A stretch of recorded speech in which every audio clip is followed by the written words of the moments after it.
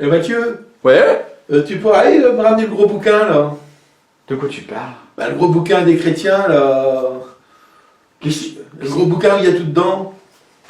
T'es pas en train de me parler de la Bible là? Ah bah voilà, si, voilà. Oui, la Bible. D'abord, c'est pas un gros bouquin. Ah si, c'est un gros bouquin.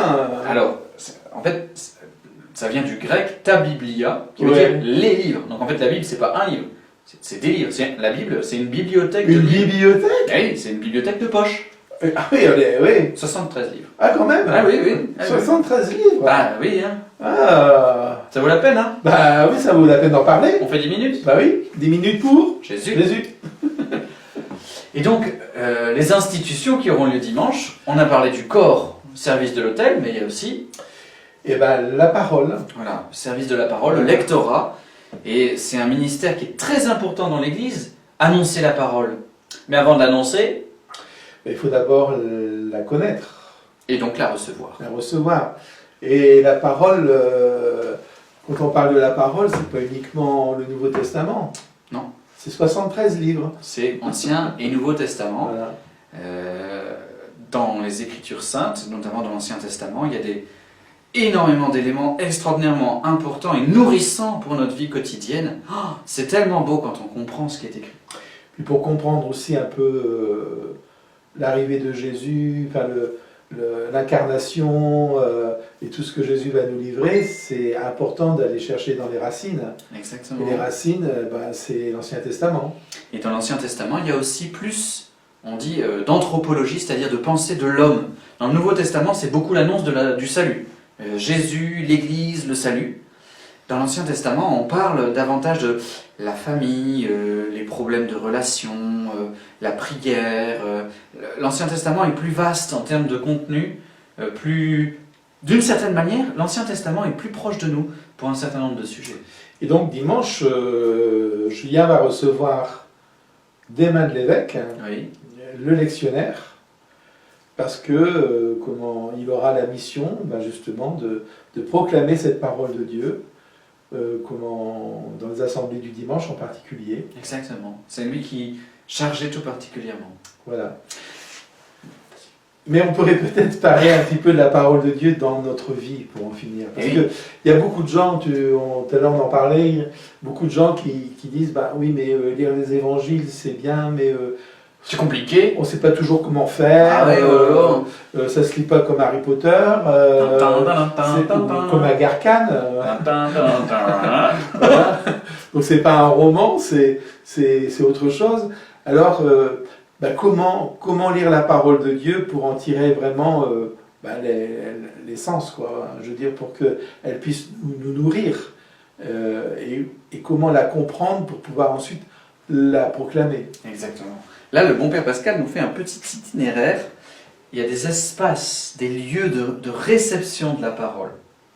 Ensuite, elle fait son travail dans notre cœur et elle produit une action. Elle porte du fruit et elle est appelée à être donnée à d'autres. Et donc, ces 3 étapes, on va les parcourir tranquillement. Mais rapidement. Parce que nous n'avons que 10 minutes. Exactement. Et on en a perdu déjà 27 secondes de plus. D'abord, recevoir la parole de Dieu. Le premier lieu où on reçoit la parole, c'est la liturgie. Parce que dans la liturgie, c'est le corps de l'Église, c'est notre famille, c'est notre assemblée qui reçoit de Dieu. Dieu visite vraiment son peuple. Quand 2 ou 3 sont réunis en mon nom, je suis là au milieu d'eux. Et donc le premier lieu où on reçoit la parole, c'est pas d'abord Dieu et moi, c'est dans un cœur à cœur, c'est d'abord la famille. C'est un espace communautaire. Le deuxième lieu, c'est la maison. C'est la maison, c'est ouvrir la Bible qu'on a à la maison, enfin ouvrir l'Évangile pour pouvoir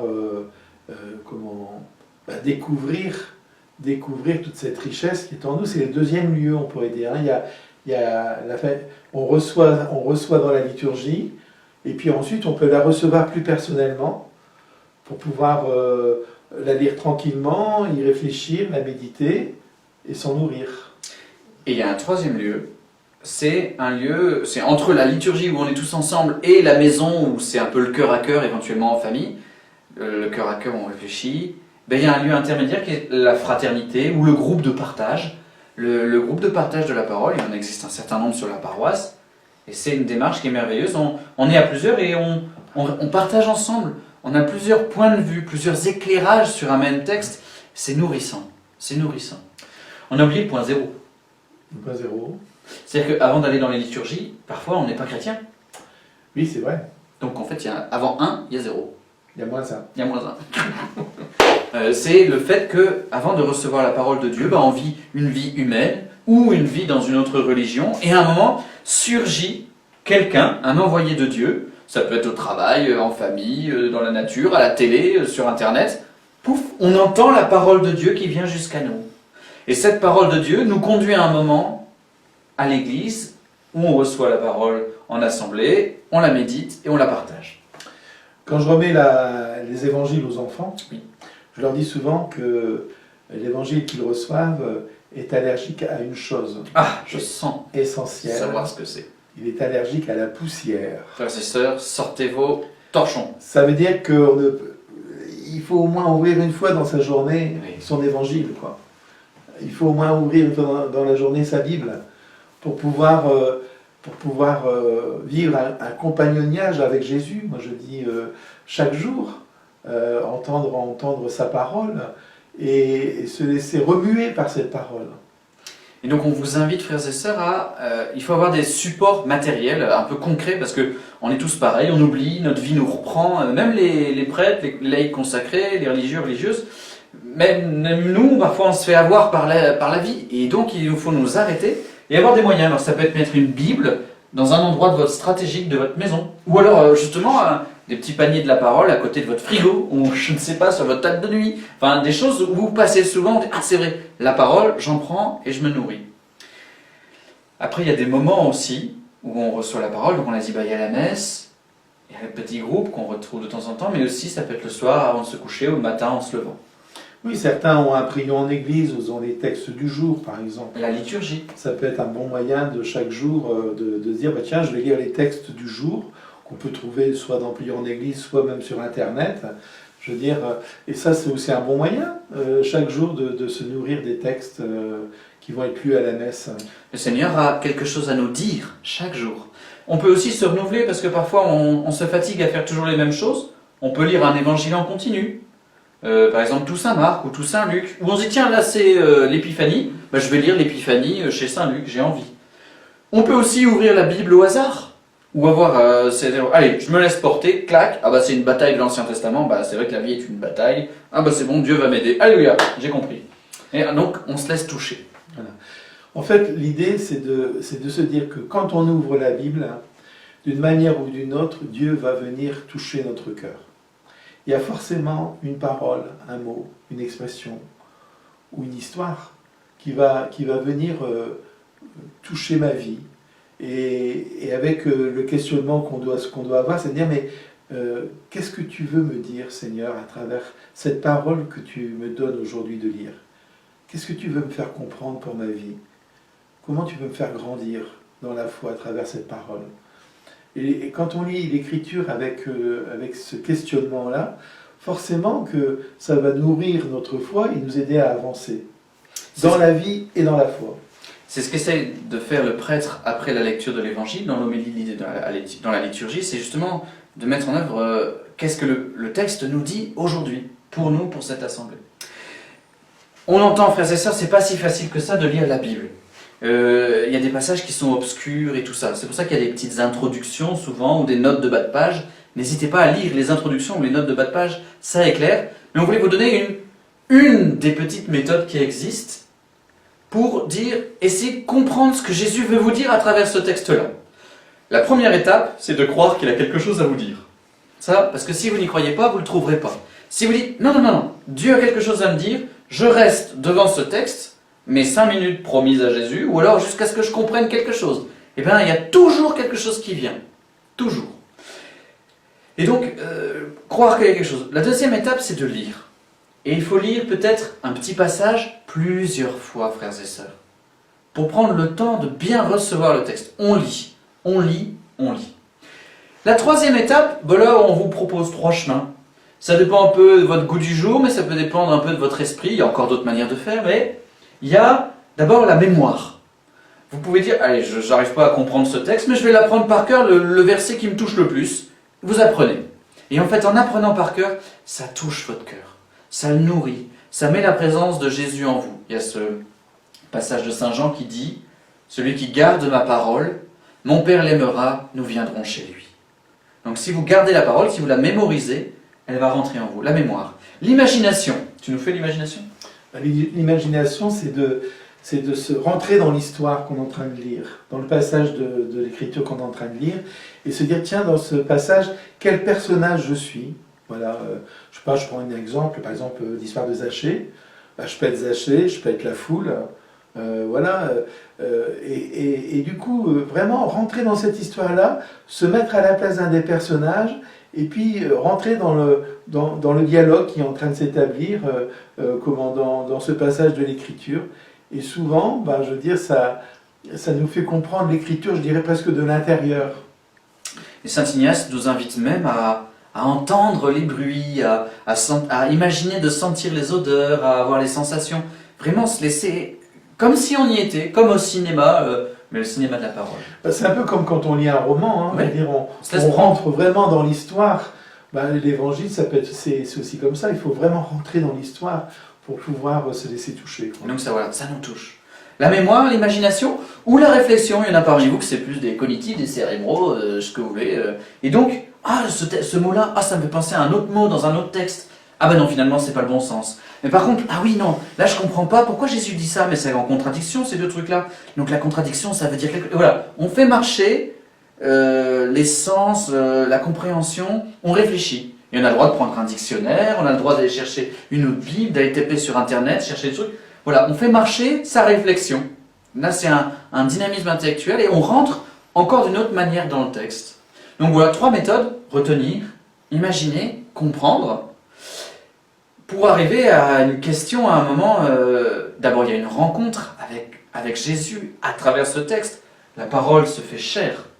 C'est-à-dire que même si on ne comprend pas tout, le fait de passer du temps avec la parole, c'est une rencontre de Jésus. On le touche et il nous touche.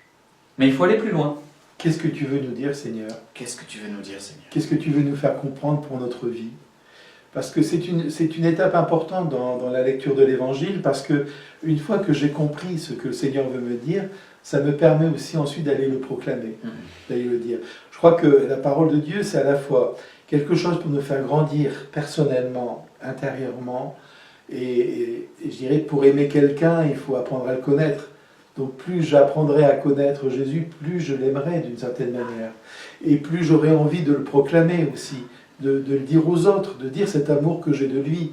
Et donc il y a un véritable enjeu là-dedans. Et ça veut dire que chaque chrétien, je dirais, devrait connaître les évangiles.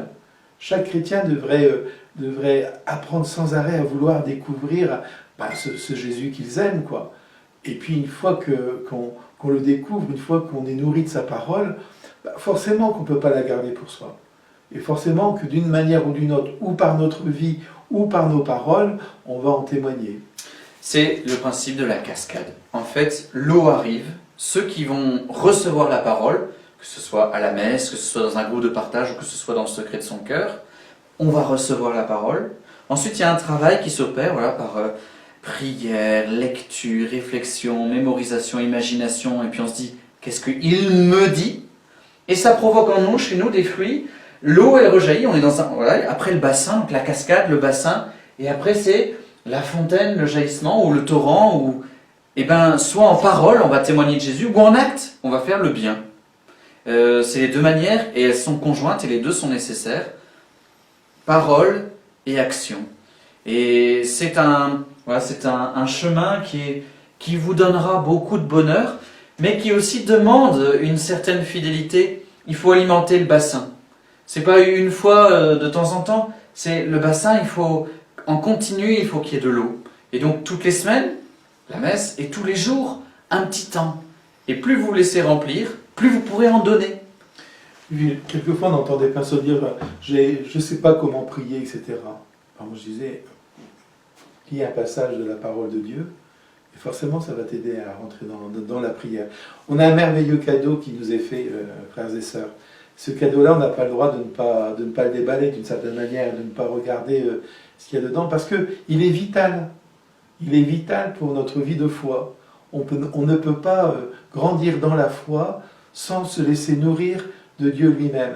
Et Dieu nous nourrit à travers la parole qui se transmet depuis des générations. Vous découragez pas si vous sentez que le texte est compliqué ou je sais pas quoi. Tenez bon. Restez fidèlement branchés à la source, même si vous ne comprenez pas tout. Nous-mêmes, nous ne comprenons pas tout.